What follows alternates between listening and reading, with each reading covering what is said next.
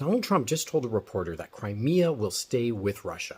Now notice he said this not long after Russia committed another terrorist attack against the Ukrainians. What do I mean by terrorist attack? I mean they're purposely attacking civilians, right? So like they just bombed the capital city of Ukraine, and the result of which is literally little old ladies and children being killed.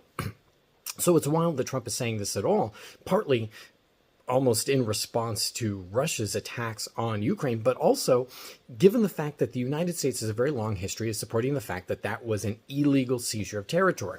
Back in 2014, Ukraine was invaded by Russia and they seized the Crimean Peninsula. And the thing is that Ukraine has a series of treaties where they gave up their nukes with the agreement that the rest of the world, people like the United States, would continue to respect their sovereign borders. So if the United States is going to be like, yeah, no, that's fine, that belongs to Russia, because basically the United States is saying you should cede all of the territory that you've lost so far to Russia in a peace treaty, Ukraine's saying, well, then why did we give up our nukes, which we could have used as a deterrent, if we're just going to have to give up our territory anyway?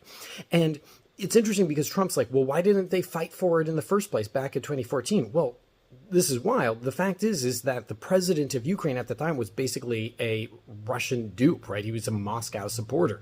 And the people were so unhappy about that there was a bunch of political upheaval trying to get rid of the guy. And during that political upheaval, Russia swung in and settled down in the Crimean Peninsula before anyone could do anything about it. And it was kind of too late for them to organize a resistance to it militarily. So it's never been okay. It's something that the whole world was like, no, this isn't yours. You've got to get out. We don't believe your vote that the Crimean Peninsula actually would rather be with you.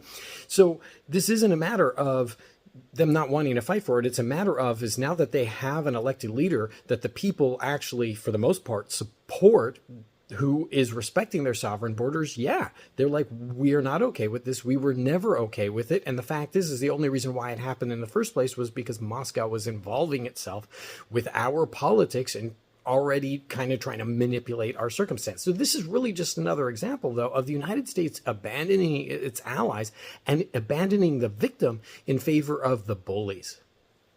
Thanks so much for watching. If these kinds of issues are important to you, please subscribe.